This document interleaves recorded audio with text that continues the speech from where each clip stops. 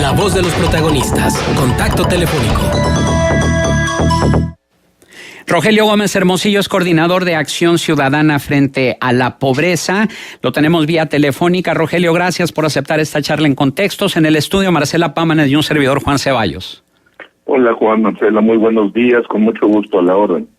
Bueno, pues para comentar con el auditorio sobre esta petición del gobierno federal por parte de Acción Ciudadana frente a la pobreza de atender la recomendación de la Comisión Nacional de Derechos Humanos referente a la urgencia de incrementar el salario mínimo para que sea suficiente como manda la Constitución. Sí, pues mira, es que hemos venido insistiendo que no puede haber políticas económicas que generen pobreza y todavía querer que las políticas sociales lo resuelvan. Y una de esas políticas evidentemente son la decisión sobre los bajos salarios que toma cada año la Comisión Nacional de Salarios Mínimos, que viola la Constitución. Entonces, con este llamado, bueno, esta recomendación no es un llamado, es una recomendación general que hace la Comisión Nacional de Derechos Humanos, que es la instancia del Estado mexicano responsable de velar por el cumplimiento y la garantía de los derechos consagrados en nuestra Constitución, pues nos parece que ya es como, ahora sí, ¿qué más falta para que se acabe esta política generadora de pobreza que trae el trabajo ha venido impulsando desde hace muchos años, pero claramente desde hace 3, en que ya no tienen pretexto para incrementar el salario mínimo para que empiece a cumplir con lo que establece la Constitución? Entonces nos parece muy importante esta recomendación general en el ejercicio de atribuciones para que se establezca el salario mínimo, primer paso por encima de lo que cuesta la canasta básica para una persona, y de ahí un plan gradual para que llegue al valor que marca la Constitución. Los detractores del incremento al salario mínimo argumentan que ya casi nadie en este país gana el salario mínimo, además que un aumento al salario mínimo traerá como resultado un aumento en los impuestos que diluiría ese incremento, y por otra parte que los salarios no se pueden aumentar por decreto. ¿Qué le responderías a esas personas? Pues que todo eso está equivocado, vamos en orden. En primer lugar, sí hay gente que gana el salario mínimo, quizá no es mucha, pero también es el criterio con el que se fijan los salarios, y a veces mucha gente, no, yo pago 2 salarios mínimos, y con eso tampoco se cubre lo mínimo para una persona. Entonces, atrae el salario mínimo tan bajo, viola la Constitución. Entonces, no está discusión, viola la Constitución, es el primer punto, y atrae a la baja a los salarios menos calificados. Segundo, estamos hablando de los salarios mínimos que se fijan por decreto. No estamos hablando de un aumento general de salarios, aunque evidentemente habría un efecto, pero sería gradual y no de la misma magnitud. Y evidentemente sería gradual, ya se demostró, digamos, esto con los mini incrementos que ha habido en los últimos 2 años por arribita de la inflación. Entonces ya hay hasta pruebas empíricas de que esto no sucedería. Y tercero, no tiene ningún efecto en impuestos, el salario mínimo está exento de impuestos, y si se refieren más bien a que todas las otras disposiciones, multas y toda esta parte que hacía referencia a que se pagan 2 salarios mínimos, 5 salarios mínimos, etcétera, eso ya está derogado por la Constitución. A partir justo del año de fines de 2015 se aprobó una reforma que establece que donde dice salarios mínimos en realidad debe usarse una nueva figura, que es la unidad de medida de concesión que publica el INEGI, y que entonces sustituye en cualquier ley, disposición reglamentaria, y hay como 700 que se usan los salarios mínimos como unidad de medida, que se use esta otra unidad de medida, y entonces esa la fija el INEGI y va alineada a lo que era en aquel momento 2015 el salario mínimo, y se iba subiendo con la inflación. Ya se separó la UMA del salario mínimo por los mini aumentos que ha habido por encima del salario mínimo, y entonces ya no tiene ningún otro efecto.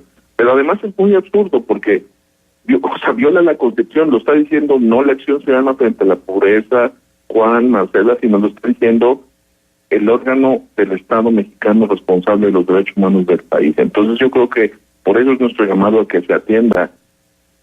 Que acabó la discusión, era evidente que había una violación flagrante, por eso fuimos a denunciarlos a la Comisión Interamericana de Derechos Humanos, y por eso nos da mucho gusto que la Comisión Nacional tome cartas en el asunto.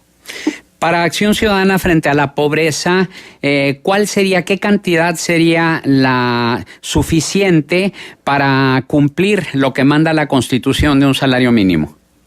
Mira, yo creo que es una discusión que hay que dar con mucha seriedad. Lo que es muy seguro es que el primer paso es que no puede estar por abajo del costo de la canasta básica, de lo que cuesta vivir para una persona con lo mínimo indispensable. Ahora sí que lo mínimo, el salario mínimo no puede estar abajo con lo mínimo que se requiere para vivir, y esto lo usa el Coneval para fijar la línea de pobreza, que es la línea de bienestar, que es un monto que ahorita se ubicaría arribita de 101 pesos, más o menos, por eso estamos hablando de 102 para que esté por encima, 102 pesos, pero solo como primer paso, Juan, porque a lo que se tiene que llegar es que el salario mínimo sea suficiente para mantener a la persona que trabaja y a su familia. Ahora, ¿cómo hacer ese cálculo? Sí es complejo, porque ¿cómo se define? Hay promedios de tamaño de familia, pero también hay promedios de cuánta gente trabaja en una familia. Entonces, habría que llegar ahí a un proceso gradual en donde por lo menos recuperemos todo lo que se avanzó, lo poquito que se avanzó en productividad en estos últimos años y que no se reflejó en los salarios mínimos. Nosotros estamos calculando que debe estar alrededor de 200 a 220 pesos, pero en un proceso gradual que puede llevar, digamos, unos 3 años, con aumentos semestrales, solo al mínimo, usando el monto independiente de recuperación que se usa a partir de hace unos años, y tratando de fijar que entonces el porcentaje sí vaya también generando un efecto de recuperación de los salarios más bajos.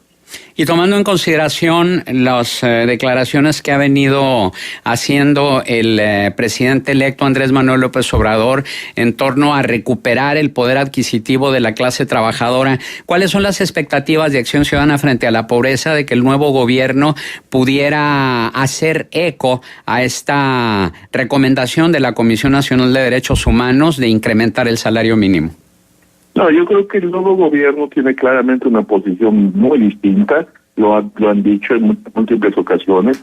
Lo que nosotros estamos insistiendo es en que no sea un acto voluntarista de lo que dice el señor presidente. Digo, qué bueno que lo diga, no estoy para nada en contra, pero necesitamos un mecanismo formal con sustento técnico para que tampoco se nos revierta. Si, por ejemplo, el señor presidente, no digo López Obrador, sino así en general, dijera, no, pues vamos a hacer un salario mínimo de 300 pesos mañana, sí genera un efecto negativo, o sea, no se pueden hacer estos aumentos súbitos. Por eso decimos, primer paso, por arriba de la línea de bienestar y costo de la canasta básica, estamos hablando más o menos de que entonces arrancaríamos 2019 en 102 pesos. Y luego, con un órgano técnico serio que discuta, donde no solo estén los patrones y los representantes de los sindicatos, sino también hay gente de la academia y la sociedad civil, y de una vez que ya esté también el INEGI, Coneval y el Banco de México representado, se busque cuál es el plan gradual para llegar a esto que yo decía de los 220 pesos.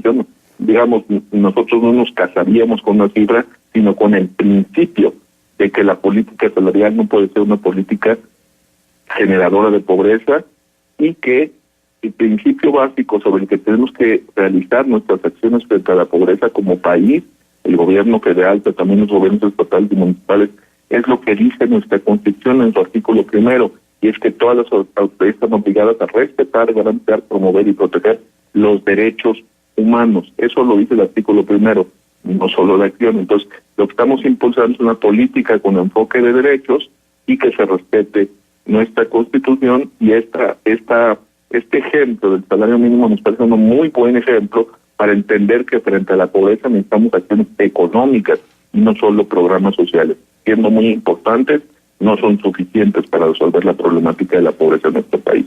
No hay programa social, por generoso que sea, que resuelva lo que tiene que resolver el ingreso laboral por el trabajo de las personas. Claro.